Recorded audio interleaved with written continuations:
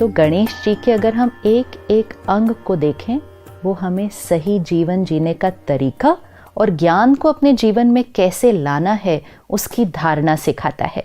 सबसे पहली चीज़ जो सर है, मस्तिष्क, वो बहुत बड़ा, मतलब विजडम एंड विशाल बुद्धि। फिर दूसरी चीज़ जो आंखें हैं वो बहुत छोटी, सर इतना बड़ा, आंखें इतनी छोटी। तो जो वाइज होगा, जो वाइज इंटेलेक्ट होगा, वो दूरादेशी होगा। जब हम कोई चीज़ दूर देखते हैं तो हमारी आंखें छोटी हो जाती हैं। तो दूर देखकर फिर कर्म करना, मतलब जो हम कर्म कर रहे हैं, जो हम सोच रहे हैं, बोल रहे हैं, कर रहे हैं, ये हमारा कर्म है। लेकिन कर्म करने से पहले उस कर्म के परिणाम के बारे में सोचकर फिर कर्म करना। तो wise intellect and far sightedness. फिर मुंह छोटा कि कम बोलना, लेकिन कान बड़े, ज़्यादा सुनना। तो talk less and listen more. अब कान सिर्फ बड़े नहीं हैं, कान सूप जैसे हैं। तो सूप क्या करता है? छन्नी का काम करता है। अच्छी चीज़ को रखता है, कचरे को फेंक देता है। तो कान सूप जैसे हो, मतलब सिर्फ अच्छी बातों को ग्रहण करें, दूसरी बातों को तो अंदर जाने भी न दें। दुनिया में लोग कहते हैं एक कान से सुनो, दूसरे कान से निकाल दो, लेकिन ऐसा होता नहीं है। अगर हमने सुन लिया तो वो अंदर तो चला ही गया ना। तो अगर एक कान से सुना, दूसरे कान से निकाला, लेकिन बीच में ये आती है बुद्धि और यहाँ उसकी बात की छाप लग जाती है, तो सुनना ही नहीं है। आज मीडिया से, सोशल मीडिया से, आसपास के लोगों से हम कितनी बातें सुन रहे हैं।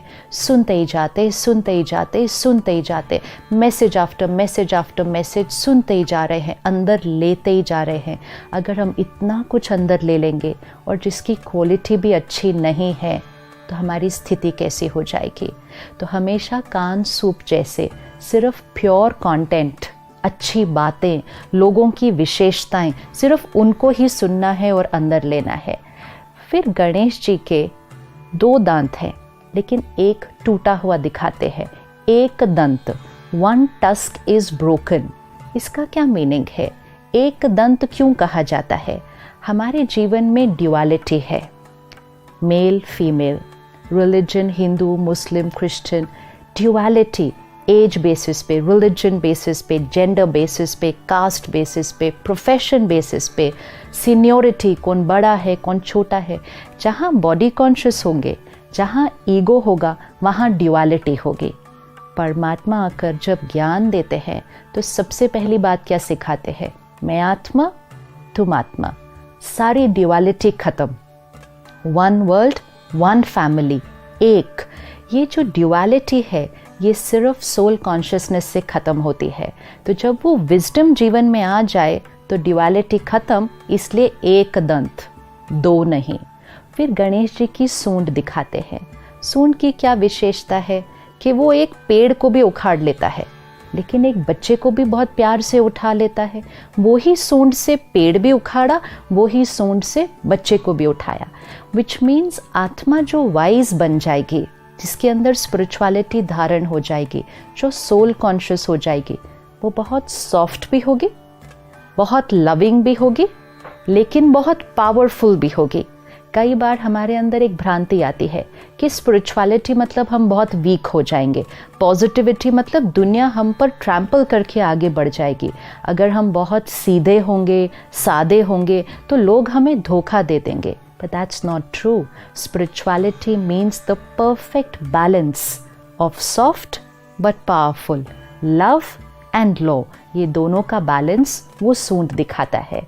फिर गणेश जी देवता हैं, लेकिन उनका पेट इतना बड़ा दिखाते हैं। बाकी सभी देवी देवताओं के जो शरीर है वो परफेक्ट दिखाते हैं, कंचन काया, लेकिन गणेश जी का पेट इतना बड़ा दिखाते हैं। जो वाइज आत्मा है वो हर बात को अपने पेट में समा लेती है। आज भी अगर कोई बात हर एक को सुनाता रहता है तो लोग कहते हैं इसके पेट में बात ही नहीं टिकती है, लेकिन गणेश जी के पेट को बड़ा दिखाते हैं, मतलब वो हर बात को अपने पेट में समा लेते हैं। इधर से सुना, उधर सुनाया। ये ज्ञान रूपी आत्मा की क्वालिटी नहीं होती है। और बड़ा पेट also signifies the power to accept. हर एक से मिलें, हर एक के साथ काम करें। हर एक के संस्कार अलग अलग हैं, लेकिन हर एक को एक्सेप्ट करते जाएं, एक्सेप्ट करते जाएं, एक्सेप्ट करते जाएं, तो पेट बड़ा